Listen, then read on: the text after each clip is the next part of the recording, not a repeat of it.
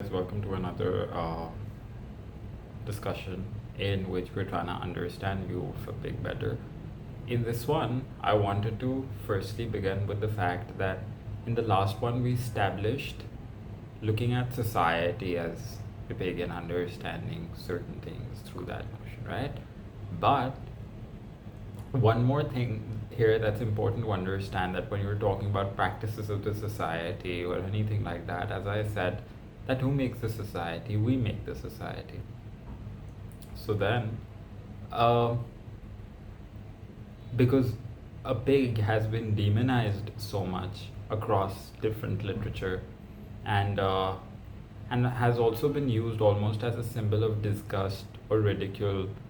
Um, when Hughes uses this metaphorical representation, it is also for you yourself to see that in the society, when we talk about patriarchy or when we talk about different kinds of discrimination, when we talk about not just discrimination but also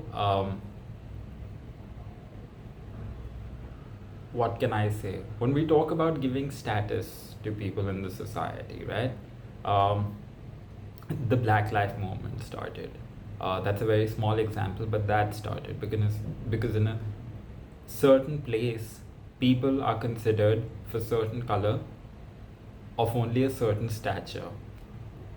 Similarly, when you talk about religions, even for that matter, when you look at um, Hinduism, there is still that classification between the Shraddhas, which is said to be the untouchables.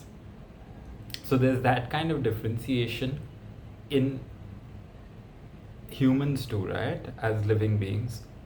If you take that into consideration, and the fact that then humans have been divided that way too, it helps you build some empathy, not for the animal only, but also in terms of not having this discrimination at all. Because just like, for example, somebody of a certain belief who's said to be untouchable, uh, it sounds wrong, right? Similarly, firstly, obviously, the poem establishes that eating animal products in general is not okay. Now, obviously, some people do and some people do not. But if you take the thing about the pig being used as a metaphor into consideration, then perhaps no human beings are to be discriminated upon that belief, even that if they eat animal products or they don't eat animal products. But yes, this is to be taken into consideration, that at the same time, uh, somebody who is, say, eating even pork is not to be discriminated against or looked down upon in any sensibility, just like a pig is not supposed to be looked down upon. Um, it's just a creature that is born the way it is. Whether it is that, so one of the characteristics of the animal pig is that a pig enjoys playing in dirt. Now, that's a characteristic that a pig is born with. Um, Similarly, any other characteristics, right? So you need to take the fact into consideration that then a lot of these animals, or human beings for that matter, they're born into the religion they're born the color they're born.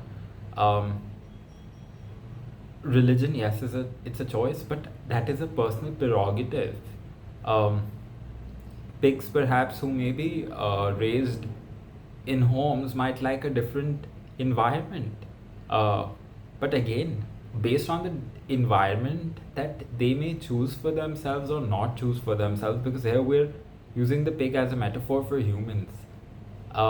Hughes is, because he had that connection with animals, right? When he's talking about hawk roosting, which we will cover, when he's talking about skylarks, um, when he's talking about Crow Hill, everywhere he's using the animal as a thing for humans, right?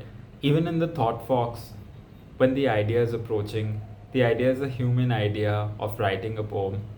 All of those things need to be taken into consideration, and then the conclusion becomes that Hughes is just trying to get empathy, because Hughes, as a poet, he's very well connected to nature, firstly, and secondly, other than being that well connected to nature, he sees living beings as all creatures who feel, right? Because even a pig feels. That's why he's saying that, the pig's throat is gashed and this and that. He's trying to use those metaphors to make you understand that even a pig is feeling when you're slaughtering the pig, when you're eating the pig, all of those things. So you need to understand that um,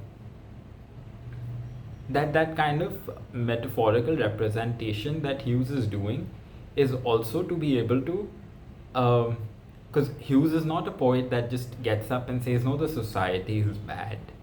Because even in the end of this poem, Hughes is just talking about accepting. If there's a problem, there has to be acceptance in the end. That, okay, fine, this event has occurred. You need to accept. That's about it. There's no apology there or anything, which is another debate. But at the same time, there has to be acceptance with regards to the fact that, okay, this event has occurred. Similarly, certain human practices are common. He has not said that that people who are buying that meat or people who are checking how much the pig weighs are angry at the pig, or they must be Hughes is angry at them, or somebody needs to be angry at them, or anything like that. He's just saying it's a practice. It's a wrong practice, perhaps. That's why he's trying to get you to have some empathy for that animal, but it's a practice. It's a practice that is probably not right. It's something that we may stare at, take a deep breath inside, and be like, okay, people eat animals and they're alive and they feel when they're slaughtered, but it's a reality. The task will also be related to this only. I think I'm going to wrap this discussion up here today. If you like the video, don't forget to give me a thumbs up as well as subscribe to the channel, guys. I hope that everybody is able to understand View of a Pig better with this series, and yeah, let's continue in the next video with the language and punctuation of View of a Pig, and how that plays a really strong role in how the poem comes across as, because punctuation in all of Hughes's work plays obviously a very strong role in the way he's able to deliver an impact. And if you guys like the video, don't forget to give me a thumbs up as well as subscribe to the channel. Press the bell icon to stay updated for whenever the new video drops in. And also, guys, please feel free to ask questions in the comments if you need explanation with regards to a particular theme, anything like that. I'm trying to make the videos more conversational, more discussion based, so that people are able to understand better the very intricate concepts in almost all the literary work that we're trying to cover.